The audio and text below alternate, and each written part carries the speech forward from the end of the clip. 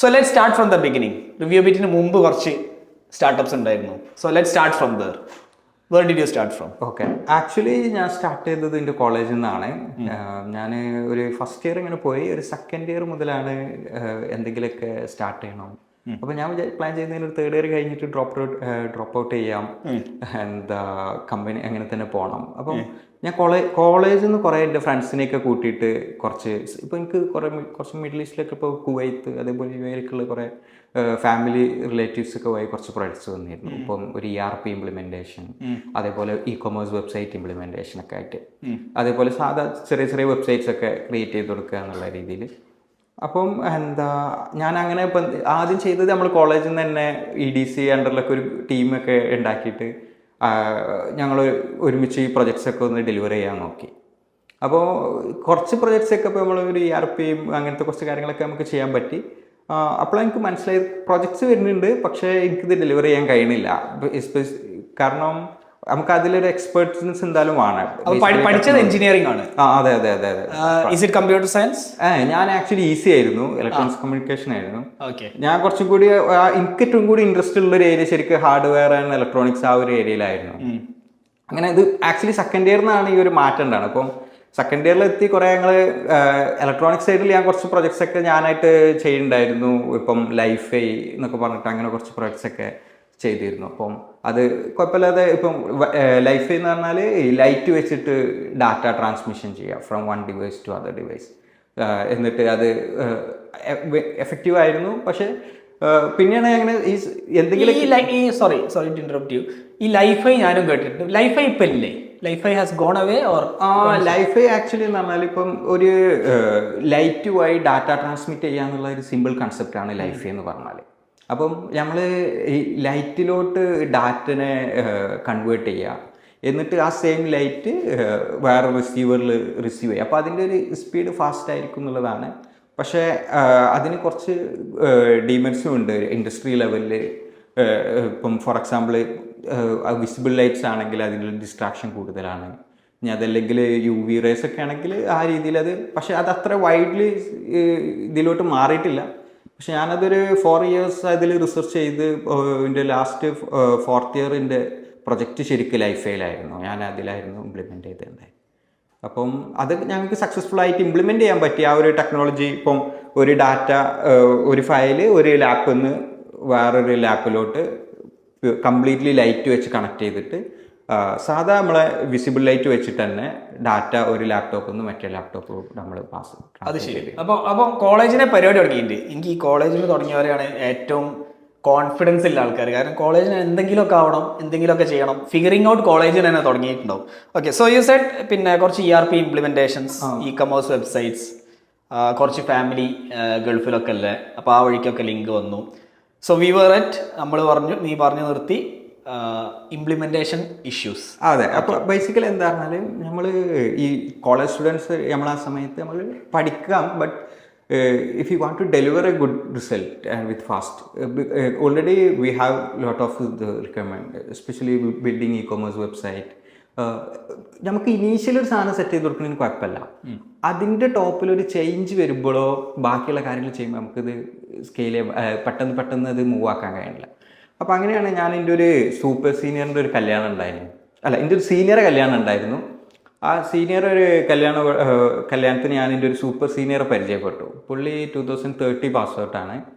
അങ്ങനെ എന്താ പുള്ളിയായിട്ട് ഞാൻ അങ്ങനെ ഡിസ്കസ് ചെയ്യും. ഇങ്ങനെ കുറച്ച് അവന് ഒരു IT കമ്പനിയിൽ വർക്ക് ചെയ്യാൻ. അപ്പോൾ ഞാൻ പറഞ്ഞു നമുക്ക് ഇത്ര കുറച്ച് പ്രൊജക്ട്സ് ഉണ്ട്, ആ പ്രൊജക്ട്സ് നിങ്ങൾക്ക് ചെയ്തു തരാൻ കഴിയുമോ?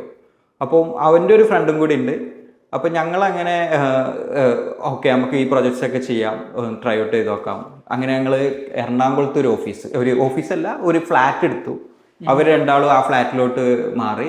അപ്പോഴത്തേക്കും കോളേജ് കഴിഞ്ഞോ? ഇല്ല, ഇത് സെക്കൻഡ് ഇയറിനാണ് ഇത് സംഭവിക്കുന്നത്. നിങ്ങൾ പാസ് ഔട്ട് ആയ രണ്ട് സീനിയേഴ്സുമായിട്ട് കൊളാബറേറ്റ് ചെയ്തു. അപ്പോൾ അങ്ങനെ അവർ രണ്ടാളും 2 ഏരിയയിലായിരുന്നു ഉണ്ടായിരുന്നത്. രണ്ടാളും അവരെ ഫ്ലാറ്റ് വെക്കേറ്റ് ചെയ്തിട്ട് ഒരു സിംഗിൾ ഫ്ലാറ്റിലോട്ട് മാറി. നമ്മളൊരു വേറെ ഫ്ലാറ്റ് എടുത്തിട്ട് അവിടെ മാറി. പാലക്കാട് തന്നെയാണ്. അപ്പൊ ഞാൻ എൻ്റെ ഒരു ഇത് എങ്ങനെയായിരുന്നു പറഞ്ഞാല് ഞാൻ തിങ്കള് ചൊവ്വ ബുധൻ വ്യാഴം ഇത് കോളേജിലായിരിക്കും. വെള്ളി ശനി ഞായർ എറണാകുളത്തേക്കാണ് എല്ലാ വീക്കും. അപ്പം വെള്ളി ഞാൻ എന്തായാലും കോളേജ് കട്ടാക്കും, പെട്ടെന്ന് പോവും, അങ്ങനെ അങ്ങോട്ടും ഇങ്ങോട്ടും അഡ്ജസ്റ്റ് ചെയ്യും. അപ്പോൾ അങ്ങനെ കോളേജിലെത്തി, അല്ല നമ്മൾ എറണാകുളത്ത് എത്തിയതിനു ശേഷം ഞങ്ങൾ അവിടുന്ന് പ്രൊജക്റ്റ് ഇത്. അപ്പോൾ കോളേജ് കട്ടാക്കി കണ്ടർനേഷൻ അടിക്കേണ്ടി വന്നു അവസാനം? അത് ഞങ്ങൾക്ക് ശരിക്കും ഞാൻ എന്തായാലും കണ്ടർനേഷൻ അടിക്കേണ്ടതാണ്. സെക്കൻഡ് ഇയറും തേർഡ് ഇയർ ഞാൻ വിചാരിച്ചത് എന്തായാലും തേർഡ് ഇയർ കഴിഞ്ഞ് ഞാൻ ഡ്രോപ്പ് ചെയ്യും, ഇനിയിപ്പോൾ എന്തിനാണ് കോളേജ്, ഞാൻ അങ്ങനെ പറഞ്ഞത് വെച്ചിരുന്നത്.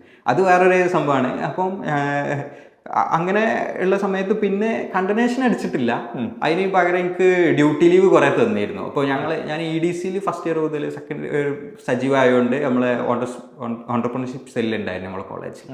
അപ്പോൾ ഞങ്ങളൊരു കിരൺ സർ, വിനോദ് സാർ, കുറച്ച് ടീച്ചേഴ്സ്, അതേപോലെ വിജിത മാമോ, ഇവരൊക്കെ കണക്ട് ചെയ്തിട്ട് ഞങ്ങൾ പറയും ഇങ്ങനെ തന്നെയാണ് മാം, ഞാനൊരു ഓണ്ടർപ്രണർ ആണ്, ഞാൻ നല്ലോണം പണിയെടുക്കേണ്ടി, എനിക്ക് കുറച്ച് അറ്റൻഡൻസ് തരണം, എന്തായാലും തരണം. അങ്ങനെ ഞാൻ കണ്ടർനേഷൻ അടിക്കാതെ കഴിച്ചിലായി. അപ്പൊ എത്ര പെർസെന്റേജ്? എനിക്ക് ശരിക്ക് ഒരു 45% കഴിഞ്ഞ് ആക്ച്വലി അറ്റൻഡൻസ് മാക്സിമം എങ്ങനെയെങ്കിലൊക്കെ ഒപ്പിച്ചാൻ പറ്റുക. 75 ആണ് വേണ്ടതുണ്ട് ഇങ്ങനെ കണ്ടർനേഷന് ഒഴിവാക്കാൻ വേണ്ടിയിട്ട്. അപ്പോൾ എങ്ങനെയെങ്കിലൊക്കെ ആയിട്ട്. അപ്പോൾ ഏറ്റവും വലിയ പ്രോബ്ലം എന്താ പറഞ്ഞാൽ ഈ ഡ്യൂട്ടി ലീവിനുള്ളൊരു ഫോം ഉണ്ട്. ആ ഫോം നമുക്ക് ഈ കണ്ടർനേഷൻ്റെ സമയത്ത് കിട്ടൂല. കോളേജ് ആകുമ്പോൾ എല്ലാവരും വാങ്ങിയിട്ട്, അത് വളരെ ലിമിറ്റഡ് ആണ് ഈ ഫോം. ആ ഫോം തന്നെ പ്രിന്റ് ചെയ്ത് നമ്മളത് സബ്മിറ്റ് ചെയ്ത് കൊടുക്കണം. അപ്പോൾ അതെനിക്ക് സെക്കൻഡത്തെ സെമ്മിൽ എനിക്കത് മനസ്സിലായി. അപ്പോൾ ഞാൻ എന്തായിട്ട് ഇത് അഡ്വാൻസ് ആയിട്ട് ഈ ഒരു ഫസ്റ്റ് സെമ്മ് സ്റ്റാർട്ട് ചെയ്യുന്നതിൻ്റെ ഫസ്റ്റ് ഇയറിൽ തന്നെ മാക്സിമം ഫോം വാങ്ങി വെക്കും. അപ്പോൾ എനിക്കറിയാം ഇത്, ഞാൻ ആദ്യത്തെ ഫോമിൽ ഞാൻ കുറേ ഇടങ്ങേറായി ഈ ഫോം കിട്ടാൻ വേണ്ടിയിട്ട്. കാരണം ഈ ഒരു ഫോമിൽ വെച്ചാലേ നമുക്ക് ഇത് കിട്ടുള്ളൂ. അപ്പോൾ മാക്സിമം ഇത് വാങ്ങി വെച്ചിട്ട് ആദ്യം തന്നെ ഞാൻ ടീച്ചേഴ്സിനോട് പറയും, ഫസ്റ്റിൽ തന്നെ പോയിട്ട് പറയും ഇങ്ങനെയാണ്. എന്നിട്ട് ഇങ്ങനെ എല്ലാം പാടെ ഒരുമിച്ച് കൊണ്ടുപോകാതെ ഓരോ മന്ത് ഇങ്ങനെ ഓരോ ഫോം വീതം പോയിട്ട് സൈറ്റ് ചെയ്ത് വാങ്ങി വരും. അതായത് പണ്ടേ അറിയാം സിസ്റ്റംസ് ആൻഡ് പ്രോസസ് ഉണ്ടാക്കുക, ഒരെണ്ണത്തിൽ കുടുങ്ങി കഴിഞ്ഞാൽ അത് പഠിച്ചു കഴിഞ്ഞിട്ട് പ്രോബ്ലം സോൾവ് ചെയ്യും. എന്താ വെച്ചാല് ഇത് ഫസ്റ്റ് ഇയർ സെക്കൻഡ് ഇയറിൽ എനിക്ക് കണ്ടിന്യൂഷൻ അടിച്ച സമയത്ത് ആ ഒരിലോട്ട് പോയി. അപ്പൊ പിന്നെ ഞാൻ കുറെ പ്രിൻസിപ്പളൊക്കെ കണ്ട് കുറച്ച് കാലൊക്കെ പിടിച്ചിട്ടാണ് ഇത് റെഡി ആക്കിയിട്ട്. അപ്പൊ അന്ന് തീരുമാനിച്ചു ഈ പ്രോബ്ലത്തിൽ ഞാൻ കൊള്ളൂല. അത് തന്നെയാണല്ലോ സ്റ്റാർട്ടപ്പ്. ഒരു പ്രോബ്ലം കണ്ടുപിടിക്കുക, ആ പ്രോബ്ലം എന്നേക്കുമായിട്ട് സോൾവ് ചെയ്യുക. അതെ അതെ. അപ്പൊ അത് പിന്നെ ഫോർത്ത് ഇയർ വരെ അത് വർക്ക്ഔട്ടായി. ഞാൻ പോയി അവിടെ ലൈബ്രറിയിൽ പോയിട്ട് ഈ ഫോം വാങ്ങിയേക്കും. ഏത് ഇയർ ആണെങ്കിലും ഫസ്റ്റ്. അപ്പൊ എന്റെ അടുത്ത് എന്തായാലും ഉണ്ടാവും. പിന്നെ എല്ലാവരും പിന്നെ ഹോസ്റ്റലിലൊക്കെ കുട്ടികൾ എൻ്റെ അടുത്ത് വന്ന് വാങ്ങാൻ തുടങ്ങി ഫോം. അത് സ്കെയിലപ്പ് ചെയ്ത്. കാരണം ഓൾറെഡി ഫോം ഉള്ളത് എൻ്റെ അടുത്താണ്. ഇപ്പോൾ കുറെ ഞാൻ മാക്സിമം വാങ്ങിയേക്കും. അപ്പൊ എനിക്ക് ആവശ്യമുള്ള ബാക്കിയുള്ളത് ഇവർക്ക് പുറത്തുള്ള വേറെ സ്റ്റുഡൻസിനൊക്കെ ഓല ആ സമയത്ത് അത് നോക്കിയിട്ടുണ്ടാവില്ല. അപ്പോൾ എൻ്റെ അടുത്ത് വന്നിട്ട് എൻ്റെ അടുത്ത് നിന്ന് ആ ഫോം വാങ്ങാൻ തുടങ്ങി. അപ്പോൾ അങ്ങനെ കണ്ടിന്യൂഷൻ ഇല്ലാതെ ഒരു 4 ഇയർ കഴിഞ്ഞ്. പക്ഷെ എന്നാലും ആകെ മാക്സിമം ഒരു 45% ഒക്കെയാണ് അറ്റൻഡ് ചെയ്യാൻ പറ്റിയ ക്ലാസ്. ഒരു 40 ആ ഒരു രീതിയിലേന്. അപ്പൊ ഇവർ എറണാകുളത്ത് എത്തി. അപ്പൊ നീ ഫ്രൈഡേ സാറ്റർഡേ സൺഡേ നമ്മളവിടെ എറണാകുളത്തായിരിക്കും അങ്ങനെ വർക്ക് ചെയ്യും. അപ്പൊ അങ്ങനെ ഞങ്ങളൊരു ആൽഫാസിറിക്സ് എന്ന് പറഞ്ഞ ഒരു പേരൊക്കെ ഇട്ടിട്ട് അങ്ങനെ കുറച്ച് സർവീസ് പ്രൊജക്ട്സ് കമ്പനിയായിട്ട് രജിസ്റ്റർ ചെയ്തിട്ടില്ല. പക്ഷെ അന്ന് എങ്ങനെയാണ് രജിസ്ട്രേഷൻ്റെ, ഞങ്ങളൊരു 2018 കമ്പനിയായിട്ട് രജിസ്റ്റർ ചെയ്യുന്നത്. പക്ഷെ നമ്മള് പല പേരുകളും കാര്യങ്ങളൊക്കെ ഇങ്ങനെ അതെ ഭയങ്കരമായിട്ട് ഇതാണ്. ആദ്യം നമ്മള് അതിലേറ്റവും വലിയ വിറ്റ് എന്താണ്, ആദ്യം തന്നെ പോയി ബിസിനസ് കാർഡൊക്കെ അടിക്കും. എന്നിട്ട് ശരിക്കും പേര് കണ്ടെടുക്കുന്നത് ബിസിനസ് കാർഡ് അടിക്കാൻ വേണ്ടിയിട്ടാണ്. എന്നിട്ട് പിന്നെ ആരെങ്കിലും മീറ്റ് ചെയ്യുമ്പോൾ ബിസിനസ് കാർഡാണ് കൊടുക്കും. അതിനുശേഷം പിന്നെ ഞാൻ ബിസിനസ് കാർഡ് ക്രിയേറ്റ്. അങ്ങനെ തന്നെ ഞാൻ എന്റെ ഒക്കെ അഭിപ്രായത്തിൽ അങ്ങനെ തന്നെ ആയിരിക്കണം സ്റ്റാർട്ടപ്പ് ഫോണ്ടേഴ്സ്. ആദ്യം തന്നെ പോയി കമ്പനി ക്രിയേറ്റ് ചെയ്ത് പിന്നെ അതിൽ കുറെ പൈസ ചെലവഴിച്ച് പിന്നെ ഓഫീസ് ക്രിയേറ്റ്. അതല്ല, ആദ്യം ബിസിനസ് ക്രിയേറ്റ് ചെയ്യുക. Then you figure out how to navigate this. അങ്ങനെ എനിക്ക് കുറേ കുറച്ച് നല്ല പ്രൊജക്ട്സ് വന്നു. അതിൽ കുറേ ഇ-കൊമേഴ്സ് ആയിരുന്നു. അങ്ങനെയാണ് നമ്മൾ ഇ-കൊമേഴ്സ് എന്നുള്ള ഒരു ഇതിലോട്ട് ഷിഫ്റ്റ് ആയത്. അങ്ങനെ ഒരു ഓട്ടോമാറ്റിക്കലി അങ്ങോട്ട് എത്തിയതാ ഇ-കൊമേഴ്സിലോട്ട് എത്തിയത്. കൂടുതൽ ഇ-കൊമേഴ്സ് പ്രൊജക്ട്സ് കിട്ടിയപ്പോൾ ഇ-കൊമേഴ്സിലേക്ക് അതിനകത്തേക്ക് നെയിൽ ഡൗൺ ചെയ്തുകൊണ്ടിരിക്കുകയാണ് ആ ഒരു ഇതില്. അപ്പോൾ ഒരു തേർഡ് ഇയർ ഒക്കെ കഴിഞ്ഞ് തേർഡ് ഇയർ ആ സമയത്താണ് നമ്മൾ അങ്ങനത്തെ കുറച്ച് പ്രൊജക്ട്സ് ഒക്കെ ചെയ്യണത്.